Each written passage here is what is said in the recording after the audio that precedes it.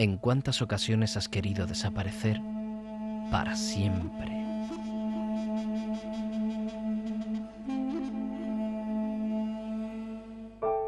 Pero por suerte, mañana volverá a amanecer y el nuevo día puede traer consigo un mejor enfoque de tu situación. Piensa en positivo. El momento es ahora.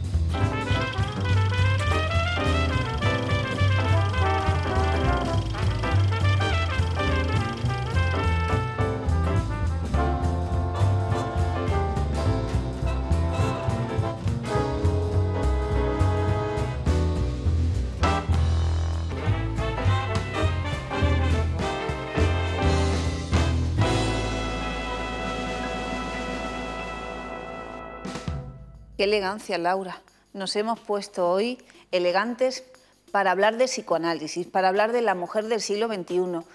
Y es que si todos los meses, todos los días del año son buenos días para hablar de las mujeres, para sentirnos protagonistas, con ustedes, Laura López, psicoanalista de la Escuela Grupo Cero, Elena Trujillo, psicoanalista también de Grupo Cero, y ya están ustedes habituados a que este sea un espacio íntimo y público a la vez que compartimos y vamos desentrañando muchas cuestiones y a la vez abriendo muchas otras, porque una cosa que pasa cuando uno estudia es que si bien hay preguntas para las que empiezas a hallar respuestas, se te empiezan a abrir nuevas preguntas y a veces uno dice, Dios mío, esto es la caja de Pandora, esto de estudiar no tiene fin y esto de hablar de la mujer, del psicoanálisis, del amor, de la sexualidad, pues más que definir y quedarnos tranquilos, pues de alguna manera lo que vamos viendo son nuevos planteamientos que también el psicoanálisis nos ofrece.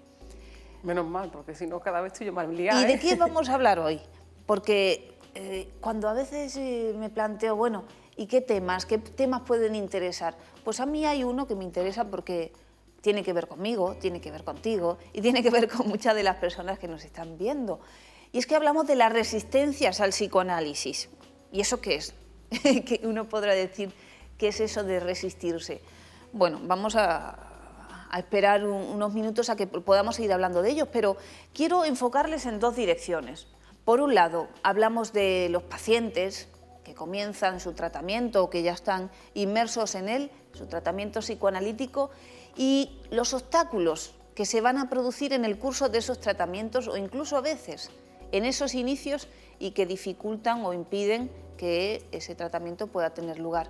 Pero por otro lado, están esas otras resistencias que todos nosotros tenemos, también los propios psicoanalistas, al respecto de lo que nos puede plantear el psicoanálisis, porque claro, ya no se trata de que uno pueda asimilar fácilmente algunos de esos nuevos conocimientos o algunos de los deseos que uno pueda tener, sino que se trata de cambiar la forma de pensar, lo humano, el amor y la propia vida de las personas.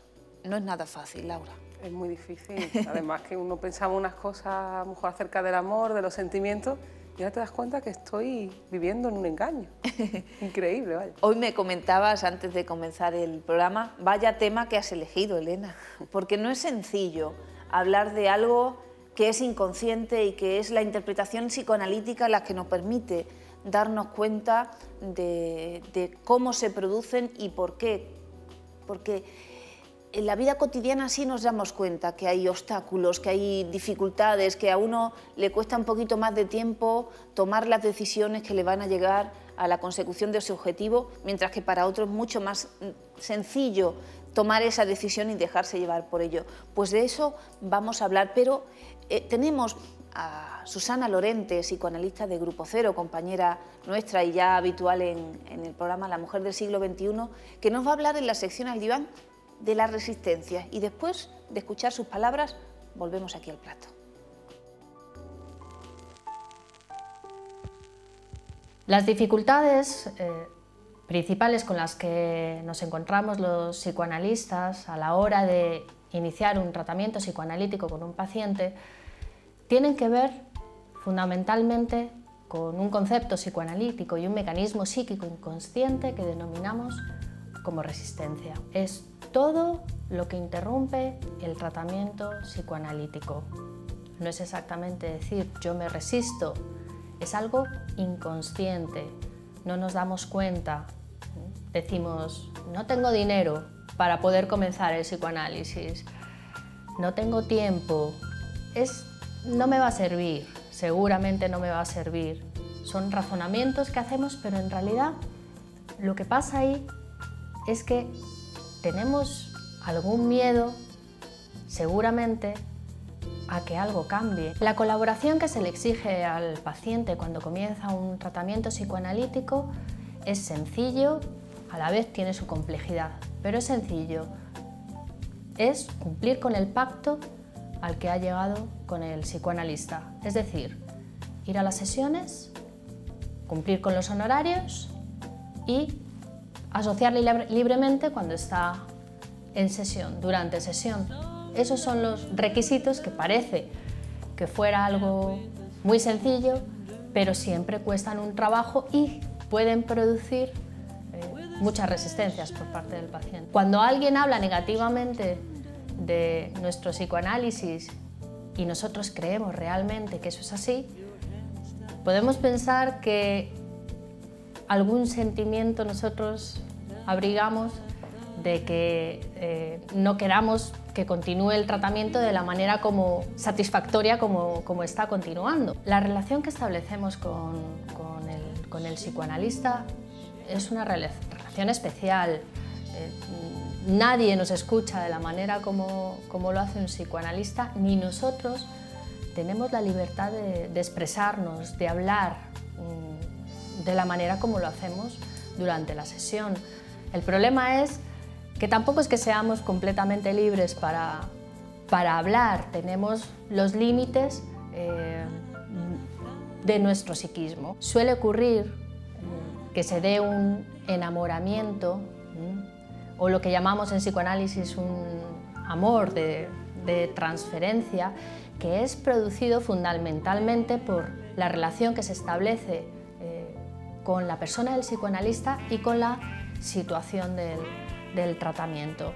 Sabemos que los sentimientos son engañosos y un psicoanalista formado tiene que saber que ese sentimiento de enamoramiento en realidad no se refiere a su persona, sino que es un mecanismo por el cual la persona trata de alguna manera de interrumpir de nuevo la cura, de interrumpir el proceso analítico. Es decir, es una resistencia. Si el psicoanalista lo sabe y se da cuenta y no accede a sus deseos ni los rechaza, sino sencillamente deja continuar el análisis del paciente, le deja continuar a hablar, de esa manera las resistencias seguramente se van a ir disipando y la persona llegará a un momento en que se diera cuenta de que ese enamoramiento se debía más al efecto de la transferencia, que es inevitable en análisis, más que a una realidad. No crean ustedes que esto es algo que le pasa exclusivamente a los pacientes, no, también le pasa a los psicoanalistas, le pasa al ser humano en general. Al psicoanalista le pasa en su trabajo. Lo que pasa es que el psicoanalista tiene que tener por detrás un psicoanálisis personal mientras dure su función de psicoanalista, mientras trabaje como psicoanalista, y su formación tiene que ser una formación muy rigurosa en una escuela de psicoanálisis. Eso que va a permitir que todos los prejuicios y la ideología que tiene no se plasmen, no se vuelquen, no interrumpan el tratamiento de ese paciente y que lo que impere realmente es la teoría psicoanalítica, que es lo que debe ser. Bueno, hemos planteado a través de estas palabras de la psicoanalista Susana Lorente, lo que van a ser algunos de los hilos conductores del programa de hoy, hablando de las resistencias al psicoanálisis. Y es que hay que partir de un punto inicial, del año 1900, el siglo XX, comienzo del siglo XX, cuando Sigmund Freud produce una nueva ciencia, el psicoanálisis, una ciencia que determina un objeto de conocimiento, el inconsciente. Va a hablar de la realidad psíquica, no de otras realidades, no de otras cosas. Va a hablar de los deseos inconscientes que determinan nuestra vida psíquica, que cimentan y que estructuran lo que van a ser luego nuestras relaciones. Y el hecho de hablar de la sexualidad humana y de cómo la reprimimos y de cómo las instituciones sociales, familiares y morales participan en esa represión de nuestros instintos, de nuestras pulsiones, de nuestros deseos, ese descubrimiento es el primer paso para la resistencia. Es decir, que se podría haber planteado de otra manera o haber dejado a un lado ese tema tan espinoso, pero Freud dijo, se empieza cediendo en las palabras y al final no puedo construir una ciencia si hay elementos que, a pesar de conocerlos y de tenerlos ahí, por resultar incómodos, no los toco. Entonces, no, uno tiene que tener un objetivo y tiene que ser fiel y tiene que ser verdadero con esos objetivos. Claro, y eso me hace pensar, leyéndome el tema, que a veces creemos que la razón es la que nos gobierna en todo. Es decir, yo digo, yo quiero hacer esto, yo quiero acudir a tratamiento, yo me quiero curar, pero luego vemos en la realidad que eso no sucede, que de repente dicen, ponen la excusa, ¿no?, de que no tienen dinero, la excusa de que, bueno, tienen cualquier enfermedad. Tú le dices, mira, yo te atiendo por teléfono, y dices, no, no puedo, ya te pediré cita otro día. Y es como, para que lo entiendan un poco, ¿no?, se me representa un poco cuando tú vas al dentista y dices que te duele la muela y en lugar de acudir a que te quiten la muela, pues lo alargas en el tiempo y como que te sostienes en ese dolor. Es como que tienes una especie de... Bueno, esto nos remite, y Susana lo comentaba, no solo pasa que se genere una relación muy particular que está sostenida por la transferencia, que es un concepto técnico que eso manejamos, es complicado de claro, entender. que manejamos en el tratamiento y que le permite a la escucha del psicoanalista entender qué es lo que pasa en las sesiones y en el tratamiento del paciente. Entender eso, y para eso el texto de Freud, las resistencias al psicoanálisis y también la transferencia son muy ilustrativos e interesantes. Él plantea que esas dificultades que justo en el transcurso de esa relación con los pacientes van a acontecer, si solo acontece con el psicoanálisis.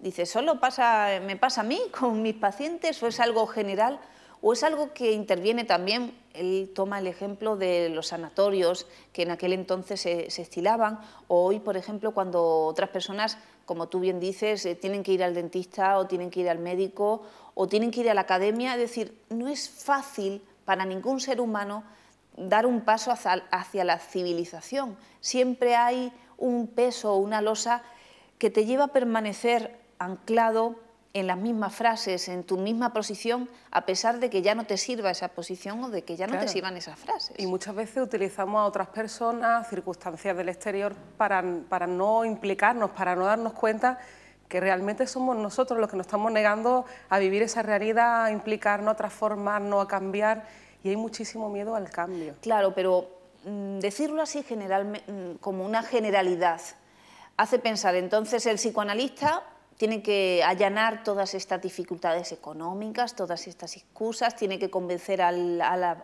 paciente o tenemos que convencer a los espectadores de que el psicoanálisis es bueno. No se trata de convencer a nadie porque el psicoanálisis es bueno para todas las personas, es una ciencia, la medicina es buena para todos, en tanto viene a abordar algunos elementos que de otra manera no se podrían abordar. Pero ¿qué ocurre? Que nuestra labor va a ser ir conduciendo poco a poco a esa persona para que pueda cumplimentar los requisitos que antes Susana dijo, que son tener unos honorarios establecidos, tener unos horarios para las sesiones y, sobre todo, cumplir esa regla fundamental de asociar libremente. ¿Y qué quiere decir asociar libremente? Porque parece muy fácil hablar de lo que a ti se te ocurra, sin tener ninguna idea previa.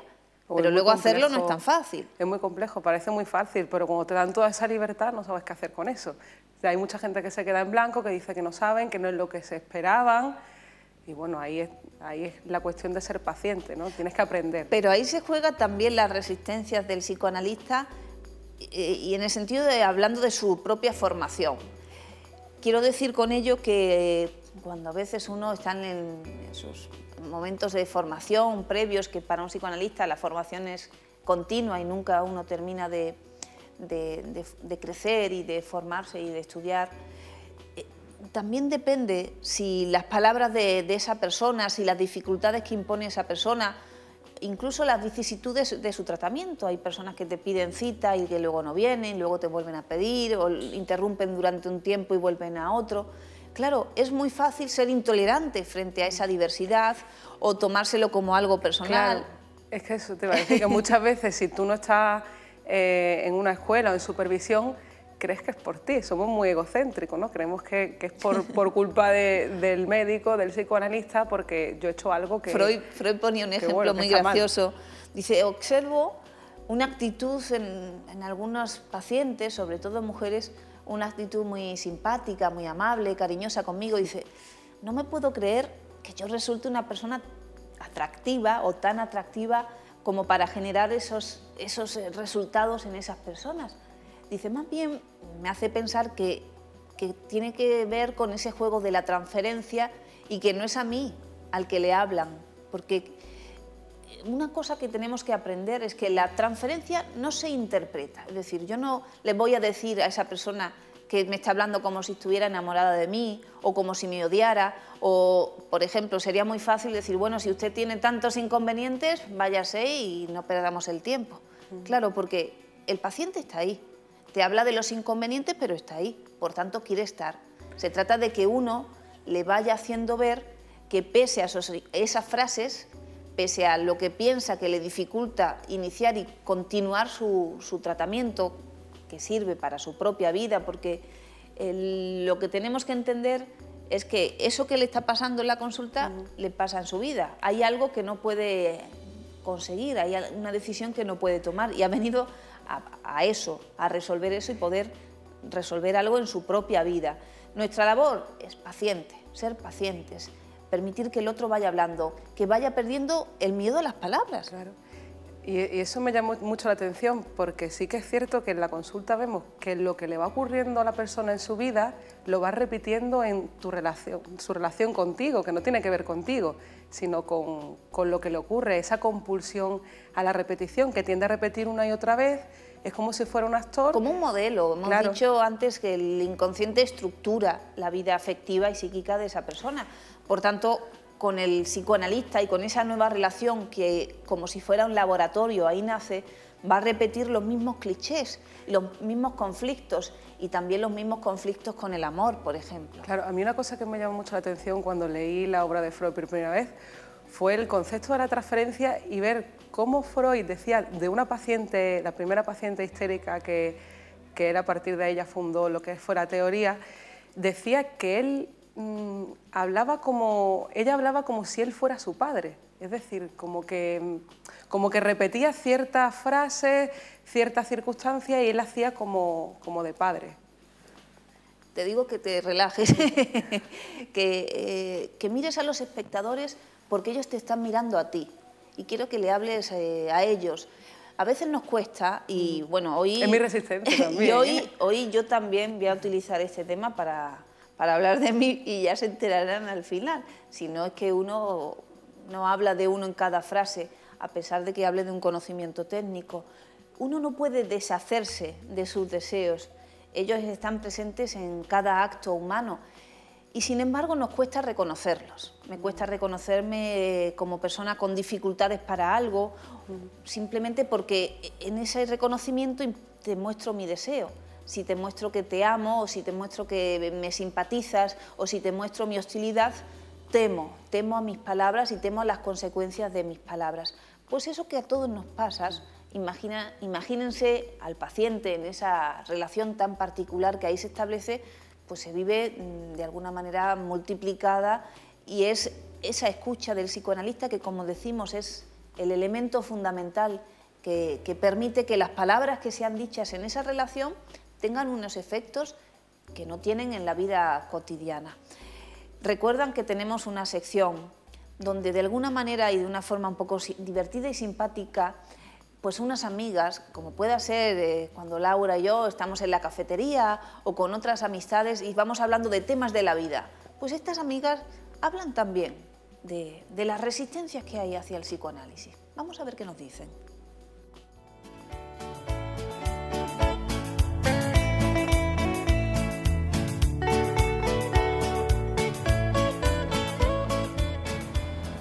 Pues mira, me tenéis harta ya hablando de psicoanálisis, ¿eh? Espero que no vais a hablar de esto, porque yo estoy con mi primera psicoanalista que todavía, 20 años después,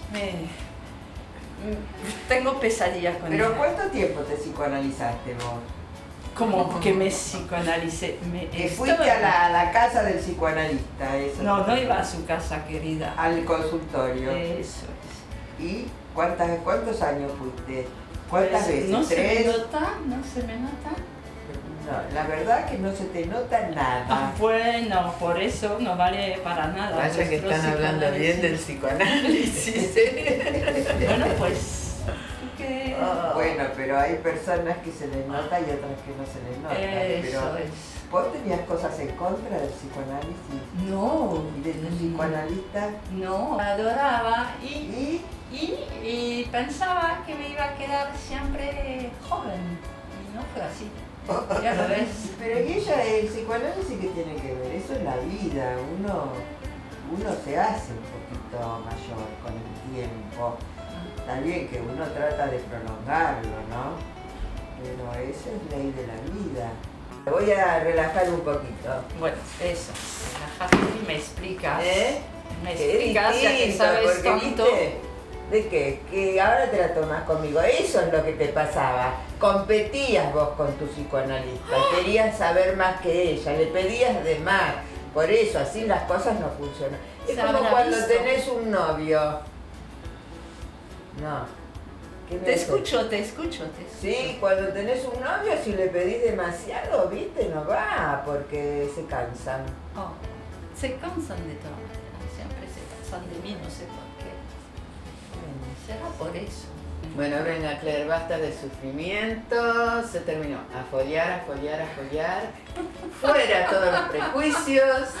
Ay, qué Venga. graciosa. Pues te voy a hacer caso por una vez. Este consejo me ha gustado. Claro, una cosa es decirlo, ¿no? Y otra a veces mucho bla, bla, bla, bla, pero después empiezan los conflictos. A ver qué nos dice la especialista. No, que hay que esperar que a uno le den, no tanto pedir, pedir y pedir. Si vos estás ahí puesta, después al final te terminan dando. Por el culo, por adelante.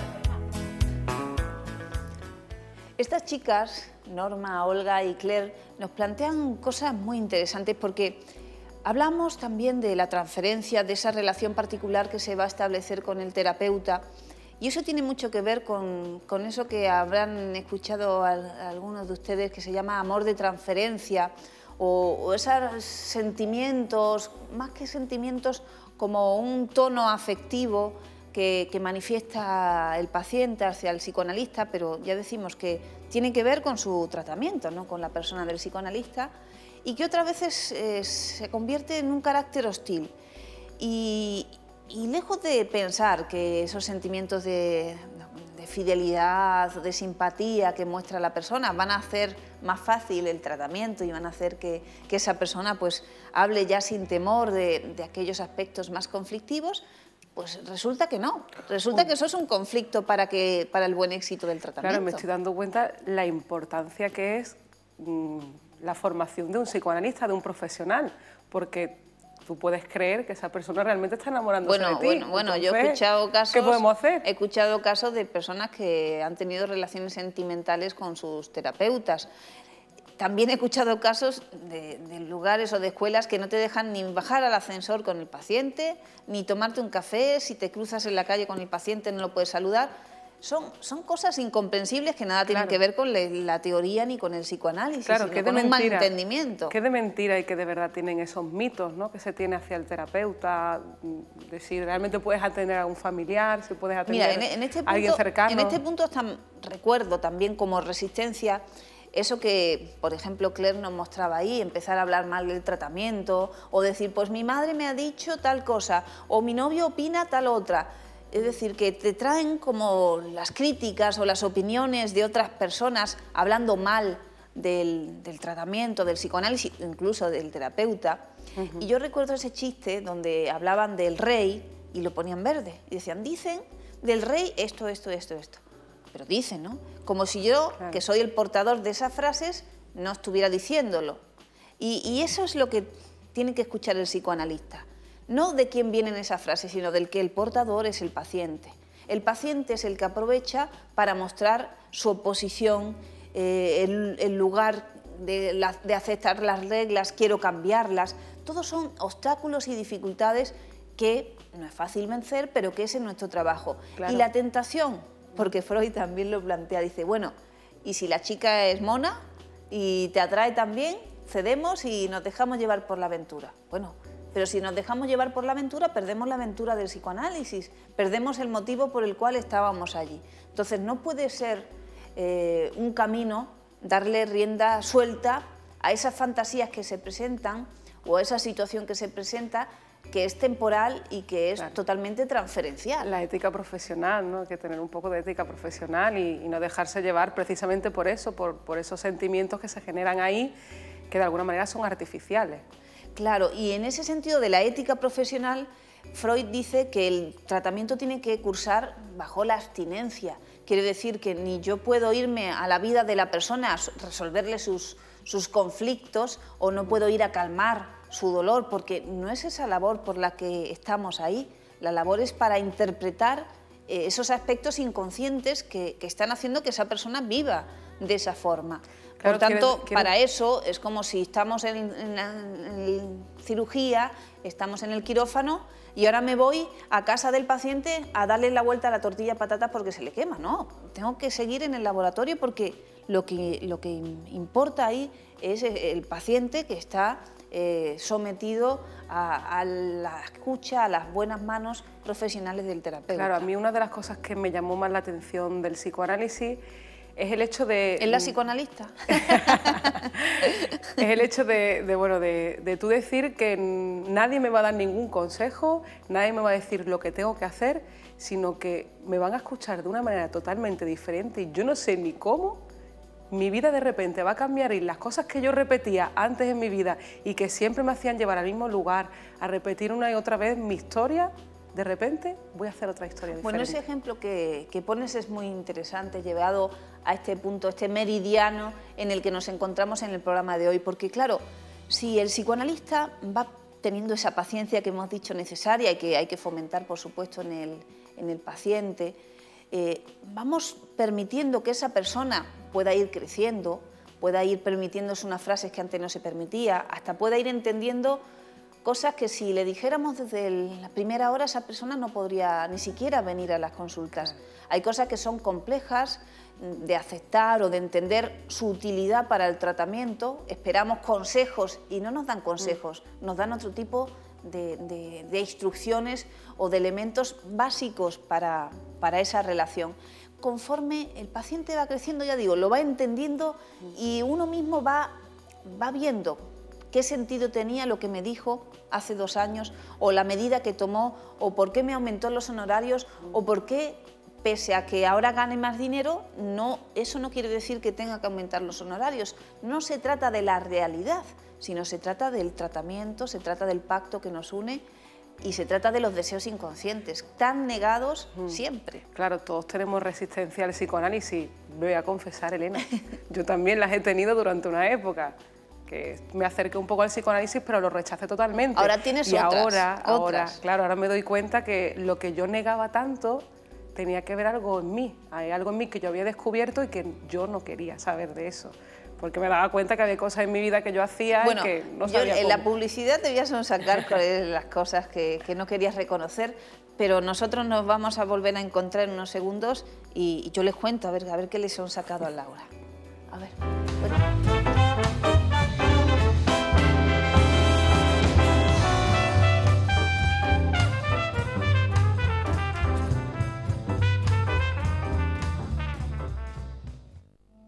¿En cuántas ocasiones has querido desaparecer para siempre?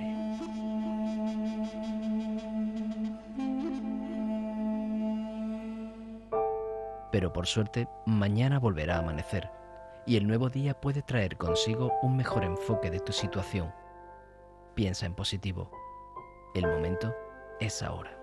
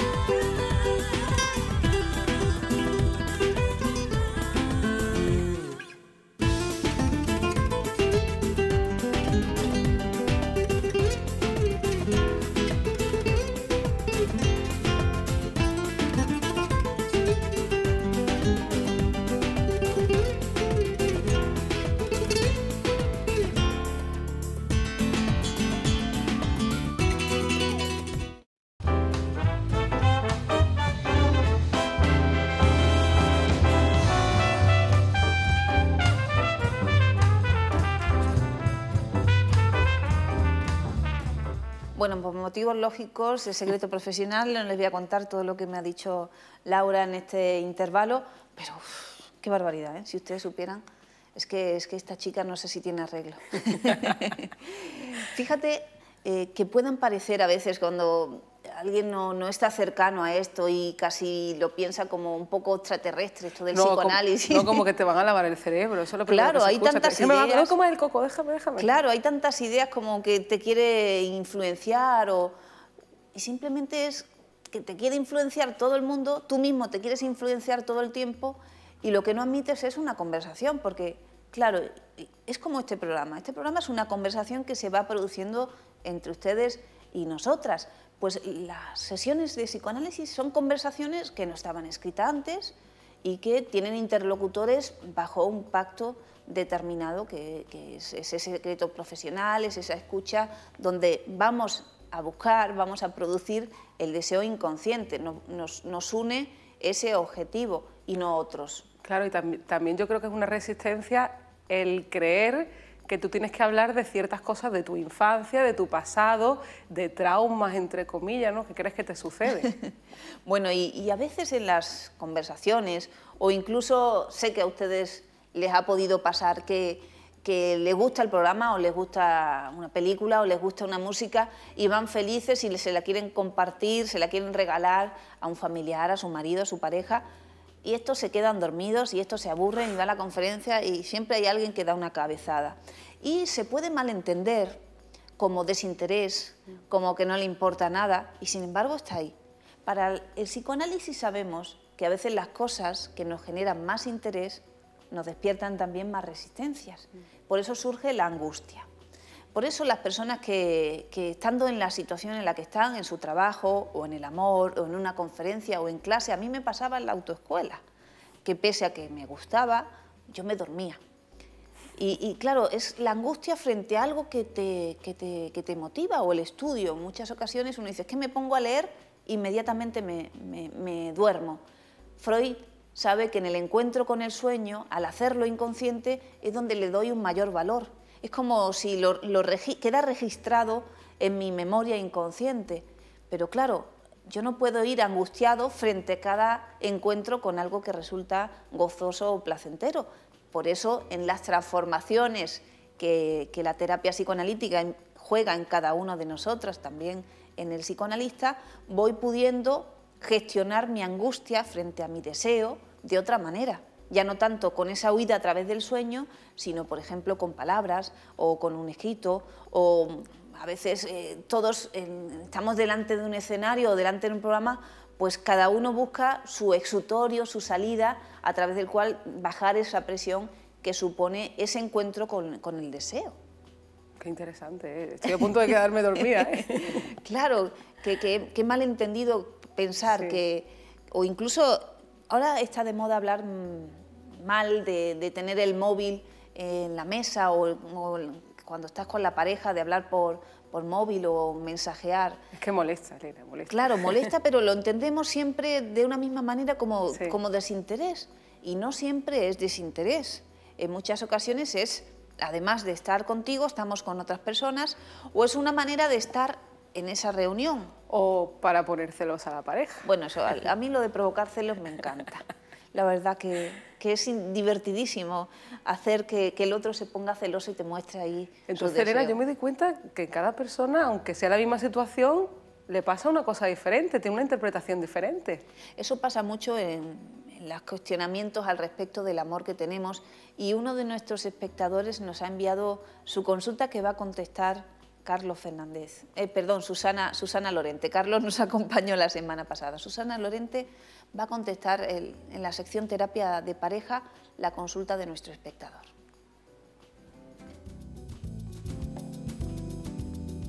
Estamos en la sección de terapia de pareja y nos ha llegado un correo a nuestro correo consultadepareja@gmail.com de Rosa.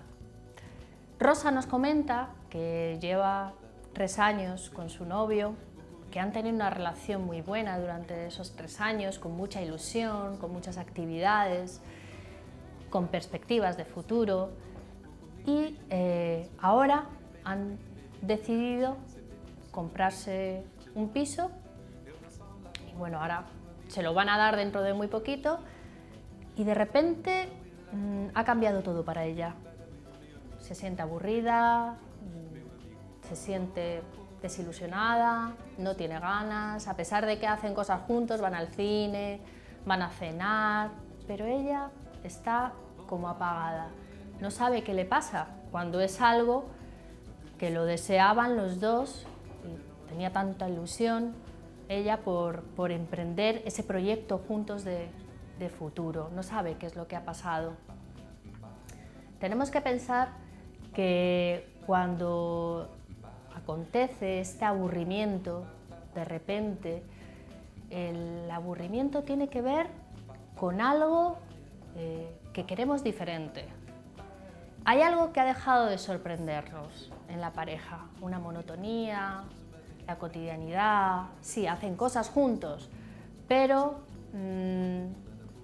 le falta esa chispa, le falta algo, ¿no? Es decir, le falta el ver en esa persona alguien diferente cuando entra por la puerta, no el mismo de siempre, haciendo las relaciones sexuales en la misma postura, de la misma manera. Hay algo que tendría Rosa que meter en la relación, algo de picante, ¿no? Algo que les estimule a los dos. Porque también es cierto que cuando se hace ese cambio, ¿no? Se sale de la casa de los padres, te vas a vivir con tu pareja, con tu novio, hay cierto temor, ¿no? Podemos pensar a que las cosas salgan bien, a que la familia nos abandone, entonces eso genera pues una serie de sentimientos y de sensaciones que lo podemos calificar como aburrimiento, pero en realidad a lo mejor es un poquito de miedo a ese nuevo proyecto y a ese nuevo cambio, que tienen que cultivar los dos y que trabajar los dos día a día. Bueno, aquí terminamos la sección de terapia de pareja. La semana que viene continuamos, así que por favor mándanos sus consultas, sus correos, que con mucho gusto los atenderemos en esta sección. Muchas gracias.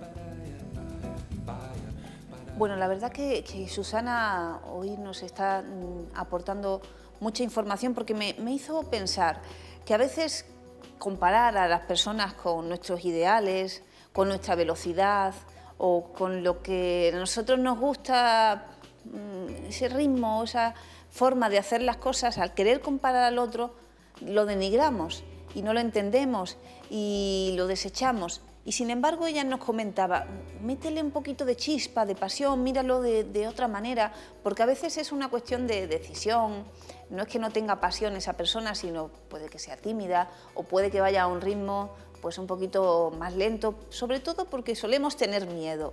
Ella hablaba que a veces hay miedo a que las cosas salgan bien y es que es cierto que no siempre el miedo es al fracaso. A veces es al éxito, a mantenerse en ese éxito, después de pasarlo muy bien y luego cómo vuelvo a hacer que vuelva a pasar otro momento tan satisfactorio como esto.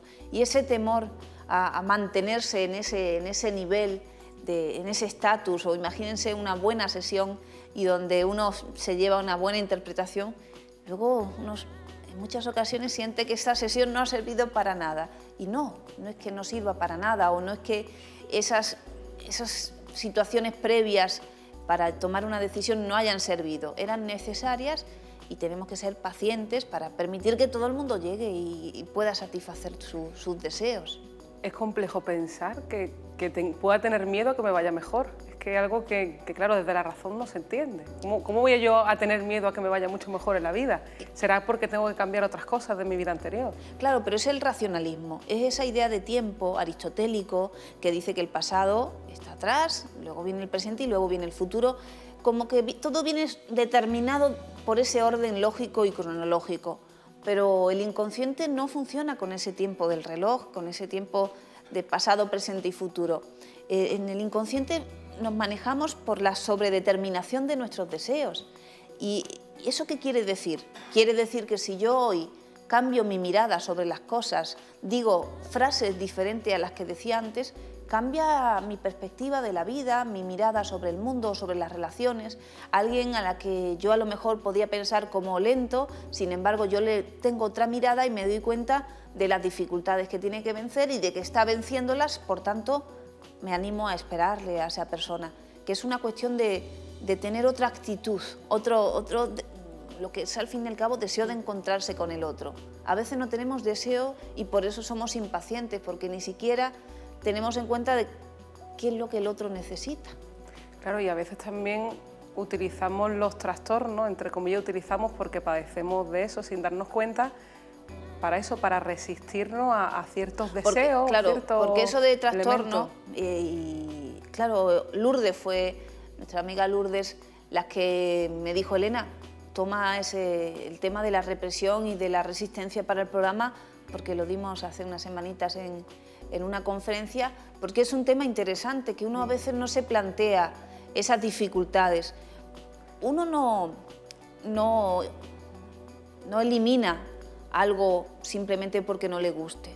El mecanismo de la represión es un mecanismo psíquico necesario y normal que constituye nuestro aparato, que marca digamos, la diferencia entre los deseos inconscientes y lo que luego va a ser la conciencia y lo que aparece en nuestro raciocinio. Y sin embargo, lo que reprimimos es porque hay un deseo, un afecto puesto ahí que no toleramos. Y se trata, claro, si en el tratamiento, si en las sesiones, si en nuestras conversaciones acontecen una cercanía cada vez mayor a aquello que no me atrevo a nombrar o aquello que me molesta, pues es normal que mi tendencia sea a huir, a escapar, a incomodarme. Claro, la enfermedad entonces es como escabullirte de tus propios deseos, de tus conflictos que tienes ahí, que están luchando todo el día, y a través de la enfermedad es como hacen su vía de escape. Claro, pero entonces era es normal que sea difícil, te resistas. Claro, era ¿no? normal que sin tener otras herramientas que te daba el desarrollo, la madurez, no tenían la madurez para afrontar esos deseos, por tanto, tu aparato psíquico encontró la mejor solución de mantenerlos ahí a un lado e intentar sobrevivir. ¿Qué ocurre? Que ahora con el instrumento psicoanalítico, como ahora con la medicina, en lugar de irme con la muela estropeada, estropearme la boca, resuelvo, el doctor me interviene y me resuelve mi problemática y tengo mi boca fabulosa y mis dientes fabulosos. Pues igual el psicoanálisis. Ahora tienes a tu alcance las herramientas que, sin temor y sin miedo al fracaso, te van a ayudar a vencer aquello que siendo más joven psíquicamente no podías, porque ahora no estás solo en ese camino. Y de esa confianza, que hablaremos en la semana que viene, ya estoy yo barruntando el nuevo tema, de esa confianza en el lugar del psicoanalista, esa colaboración imprescindible, porque sin esas dos funciones de psicoanalista y de paciente no habría psicoanálisis posible. Psicoanálisis no es una herramienta, no es una teoría que solo acontezca en el estudio, sino que es teoría y clínica a la vez. Por tanto, simplemente es darnos cuenta de la colaboración necesaria y de que no puede haber ningún peligro. Por eso decíamos antes, no me voy a casar con mis pacientes, sino tendría que casarme con todos y sería un lío. Y comprometería la confianza que el paciente puso en mí. Por tanto, como eso no va a pasar, solo van a pasar las cosas de nuestras conversaciones, y las conversaciones se modifican todos los días, Laura. Claro, me está entrando una gana de tumbarme en el diván. Ya mismo ponemos uno aquí y nos dejamos llevar por ello. Pues yo me voy a tumbar en el diván, en este sofá que también nos puede servir de diván, porque claro, frente al aprendizaje de una nueva disciplina, frente a la relación de una persona con el cuerpo, frente a la expresividad de sus emociones y de sus deseos, sí aparecen resistencias. Y yo ya les confesé que a mí, con respecto al baile y a muchas cosas más, pues las tengo, pero las estoy trabajando. Y bueno, hoy tenemos una nueva secuencia, una nueva clase del taller de flamenco con Virginia Valdominos, y ahí ya lo van a ver todo. Ya no puedo esconder nada más. Veamos el vídeo.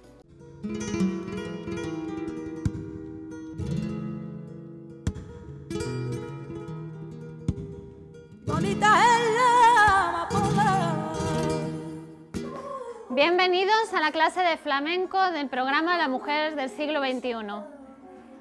Nos acompañarán durante la clase de hoy y están invitados a participar, por supuesto. Vamos a hacer pies. O sea, empezamos con conta.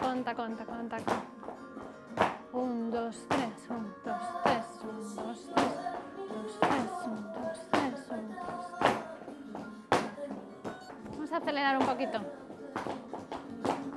3, 1, 2, 3, 1, 2, 3, 1, 2, 3, 1, 2, 3, 3, 1, 2, 3, 1, 2, 3, 1, 2, 3, 1, 2, 3, 1, 2, 3, 1, 2, 3, 1, 2, 3, 1, 2, 3. Caderita. A ver. Girando. Eso, giramos ahí. Y damos una vueltecita.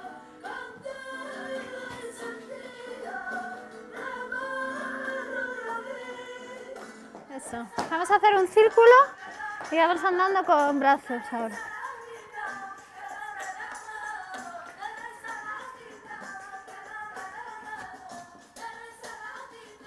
Eso. Y bailamos, vamos con el ritmo de... Queridos televidentes, ustedes pueden practicar estos pasos en casa, como estamos haciendo nosotros aquí. Este es un grupo avanzado, pero ustedes también pueden comenzar a hacerlo. Es muy importante escuchar la música y dejarse llevar por la música, que sea, aunque al principio los pasos no nos salgan bien, nos parezca algo que está descoordinado, déjense llevar. Después ya se irá ordenando todo. Miren, observen.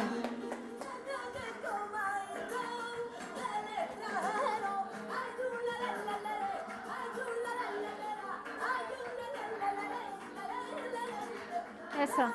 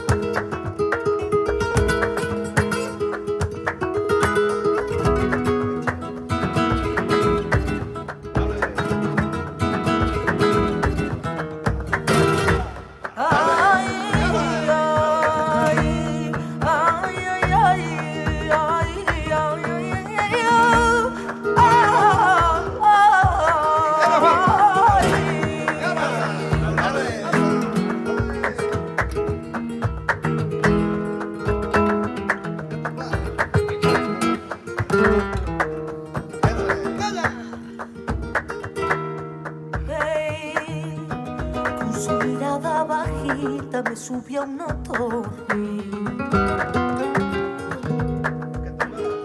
Hey, con su pelillo moreno y sus manos de bronce. Hey,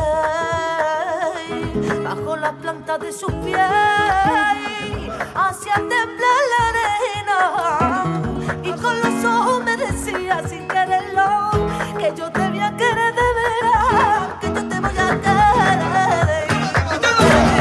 Nos despedimos por hoy. Esperamos que hayan disfrutado mucho de la clase, que hayan movido su cuerpo con mucha libertad y que puedan hablar. Continuamos la próxima. Y con los ojos me decía sin quererlo.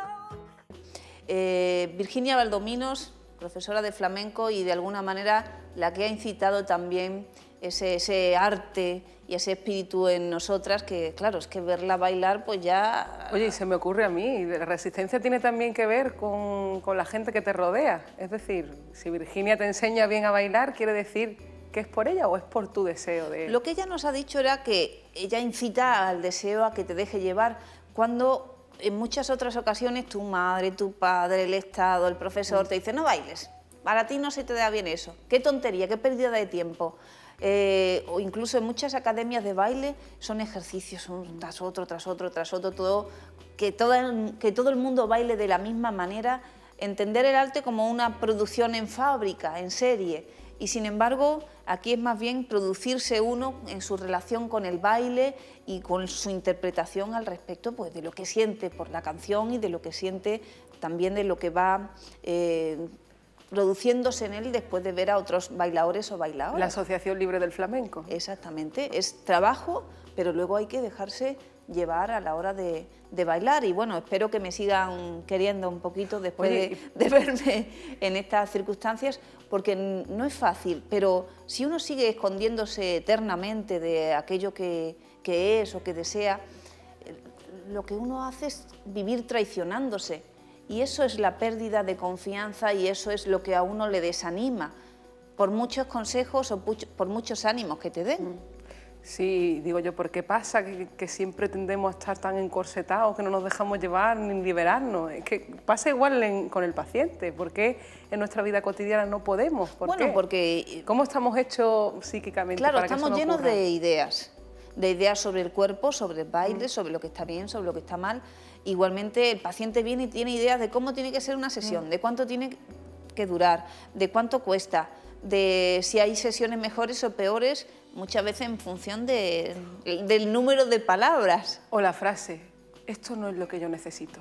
¿Y tú cómo sabes lo que necesitas? Si estás mal precisamente por algo que no entiendes, claro, pues déjate llevar. Pero ¿no? eso muestra, Laura, el alejamiento que hay, que comenzamos el programa hablando de ello, el alejamiento del reconocimiento de los deseos inconscientes, porque estamos educados aún en ideas que no reconocen que haya en nosotros ideas contradictorias, o que hoy desee una cosa y mañana desee otra, o que hoy me gusten los macarrones y mañana no quiera macarrones. El racionalismo dice que eso no puede ser, que o te gustan o no te gustan. Tú nunca has sido así, Elena. No sé qué te está pasando, ¿eh? Claro, incluso a veces te dicen, con lo que tú has sido y lo que eres, y cómo era antes, y ahora fíjate, comparándote. Si antes, ¿se acuerdan que cuando hablaba de otra persona o de la persona amada, de una persona estimada, uno decía, quiero que sea de esta manera, que lo haga de otra manera, que sea más rápido, ¿por qué es tan indeciso? Pues igualmente nos quieren encorsetar siempre en una misma personalidad. Y ya yo creo que aquí hemos abordado esa cuestión, donde qué personalidad, más ni personalidad siquiera, y tomando un poco ese toque humorístico, porque somos diferentes cada día, según la mirada, según el estado de ánimo, incluso según la persona con la que estemos. Porque, por ejemplo, yo me siento más confiada si tú confías en mí, si estoy con alguien que confía en mí, si estás con un paciente que se quiere psicoanalizar, pese a las circunstancias que acontezcan en su tratamiento, pues ahí es más llevadero. ¿Por qué? Porque esos obstáculos se van venciendo, que esas otras personas que casi generan una guerra. Puede pasar también con los hijos, una guerra porque a todo es no, no, no. Y claro, ese no sabemos que encubre un deseo de que sí, pero si no lo reconoces, no sirve que yo te convenza de tus deseos. Sirve que tú alguna vez abras un poquito esa caja tan cerrada que es tu deseo, tu alma, tu cabeza, para que puedas escuchar que en ti también puede haber un poquito de deseo, por eso. Claro, entonces quiere decir que dependiendo de la gente que yo me rodee, puedo hacer que me repriman más mis deseos o menos. Y ahí está la decisión que yo he tomado, ¿no? Mira, fíjate si a este tema de las resistencias, ahora que todos los miércoles en ámbito cultural, en el Corte Inglés de Málaga, hemos comenzado dos cosas, porque Grupo Cero es psicoanálisis, es poesía, es cine, es cultura, es como una máquina de producción social y cultural y también una máquina de producir personas deseantes y personas con salud.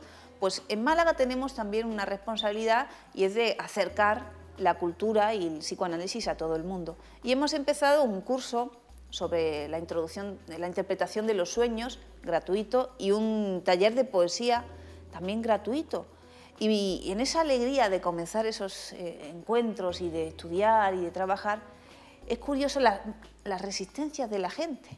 ¿Cómo te dicen eso no es lo que yo esperaba? O yo no puedo escribir poesía así sin tener ningún conocimiento, ¿cómo voy a escribir? Uy, es que queremos ser don perfecto, ¿eh? Es que eso nos pasa a todo el mundo. Creemos que los demás ya, no sé, como que han nacido con ese don especial. Pero yo no soy perfecta. Que no. ¡Jo, Laura! ¿Qué me dices? No eres perfecta, Sí, yo siempre he sido así.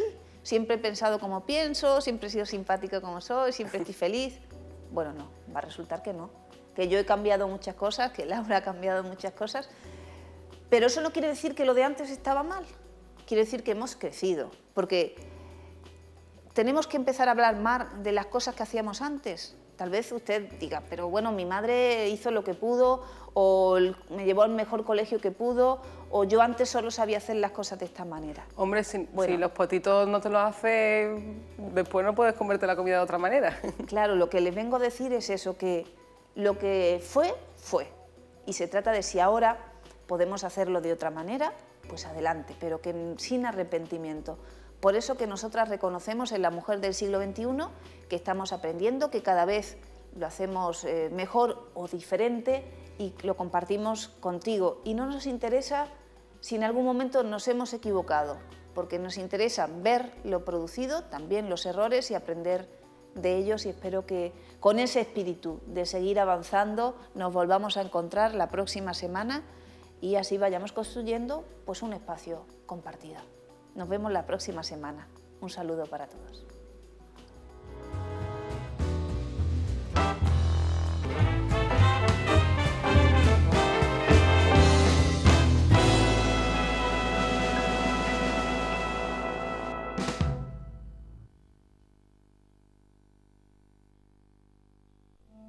¿En cuántas ocasiones has querido desaparecer para siempre?